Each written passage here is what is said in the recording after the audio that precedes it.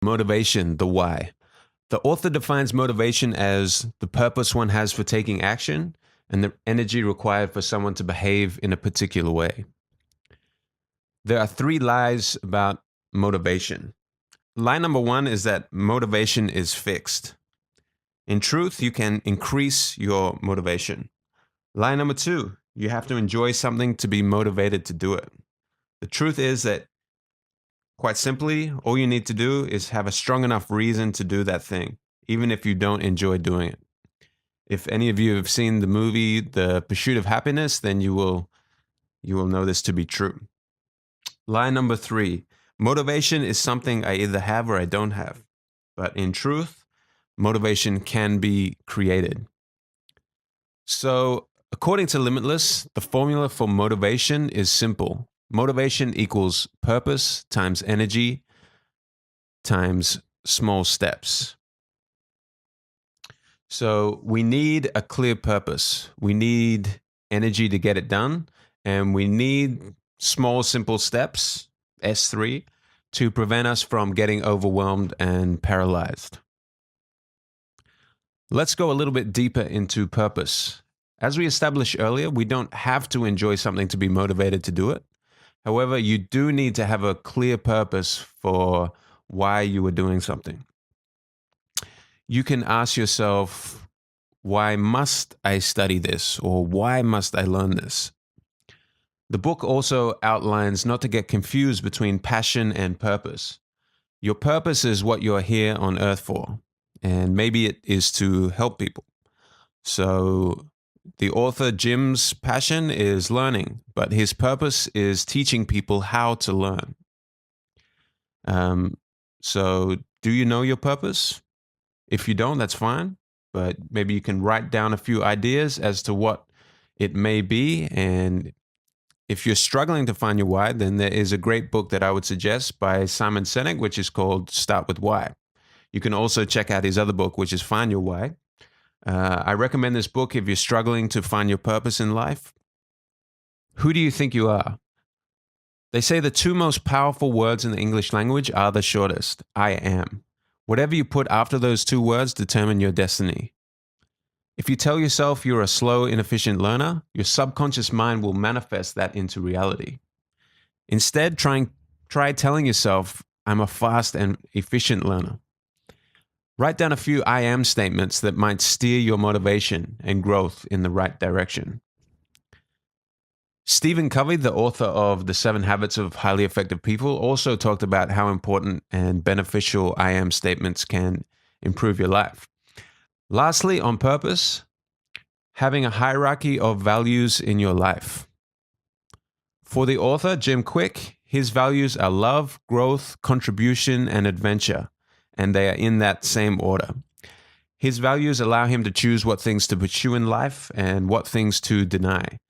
He doesn't mind having FOMO, which he calls FOMO, which is the fear of missing out, especially if that thing that he is being asked to be a part of doesn't in any way contribute to his values or his purpose in life. He actually had a word, JOMO. He said to encourage you to have JOMO, which is the joy of missing out instead of FOMO. Okay, energy. There are 5 main components that can maximize your energy. Number 1 being food. There are certain nutrients that are more conducive to a healthy, functioning, and focused mind. Number 2, regular exercise. This improves and protects your memory and thinking skills. Even just 10 minutes a day will give you a heap of benefits. You don't need to work out like an elite athlete or anything like that. Number 3, having a tidy and clean work environment. 4, a positive peer group in your life. If you surround yourself with negative people, you too will almost certainly become influenced by their negativity. And finally, 5, sleep. Make sure you're getting enough quality sleep. In the book, his top 10 brain foods are avocados, blueberries, broccoli, dark chocolate, eggs, green leafy vegetables, salmon, sardines, caviar, turmeric, walnuts, and water. The book also has quite a few different recipes for shakes and meals that he says can improve your brain function. I won't be including that in this video, but if that interests you, I definitely recommend you guys go and grab a copy of his book. A small, simple step, or S3. This is the tiniest action you can take to get you closer to your goal, one that requires minimal effort or energy. Over time, these become habits. So break everything down into smaller parts. Otherwise, you're going to risk becoming overcome by paralysis by analysis. I'm sure you guys have had times in your life when a task just seemed unattainable. But when you sat down and broke it down into, attainable chunks, it became manageable. Flow state. I'm sure there have been times when you were so completely caught up in what you were doing that everything else disappeared, and it just felt like the most natural thing you've ever done. Time probably melted away from you during those experiences. People regularly tell me about focusing so deeply on what they are doing that they had no idea that afternoon had become night, or they had missed multiple meals in the process. This experience is flow. Also, directly from the book, I'm not going to pronounce this doctor's name because I'm going to ruin it completely, but this doctor describes flow as having 8 characteristics. 1, absolute concentration.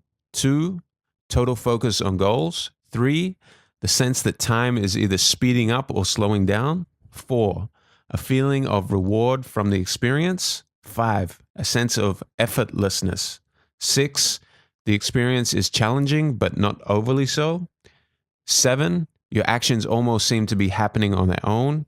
And 8, you feel comfort with what you are doing. The book goes into stages of flow. The first is struggle. When you first sit down, your brain is trying to concentrate. The second stage is relaxation. When you start to become relaxed and ease into that task. The third state is where you want to get to, and that is the flow state. This is where you experience all of the 8 characteristics that the doctor described. It's intense focus and effortlessness. The final stage of flow is consolidation. This state is where you pull together everything you accomplished in the flow. And this can feel like a bit of a downer, like the kind of feeling a drug addict may feel when they're coming down off drugs, but obviously much less severe.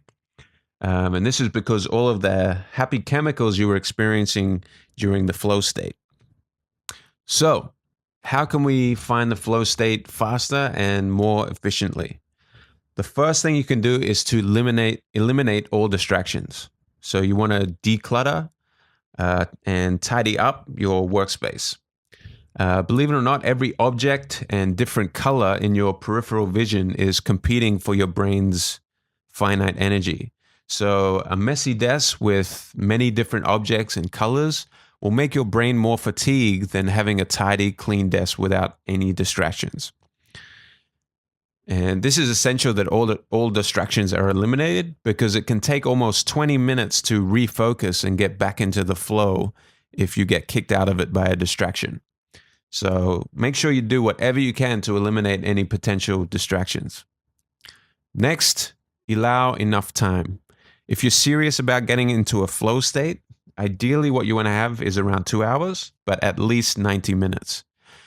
This is mainly because it takes at least 15 minutes to begin getting into the flow. But you don't hit your peak until you're around 45 minutes in. Okay, third, do something you love. If you love what you're doing, you can achieve a flow state much, much easier. Lastly, have clear goals. Make sure you have a clear written goal of what you're hoping to achieve within that period of time. There are 4 main enemies that the author goes through. These are the 4 enemies of achieving flow. Multitasking. If you want to find flow, don't even entertain trying to achieve flow whilst multitasking. Stress. Stress is the flow killer. It is the kryptonite of flow. So deal with and reduce your stress before even attempting to get into flow. Having a lack of conviction. To the brain, uncertainty is a threat. So if you don't believe you're going to accomplish anything of importance, you'll guarantee that outcome. And fear of failure. Perfectionism reduces creativity and innovation. So you need to convince yourself that a little bit of a lack of perfection is actually okay.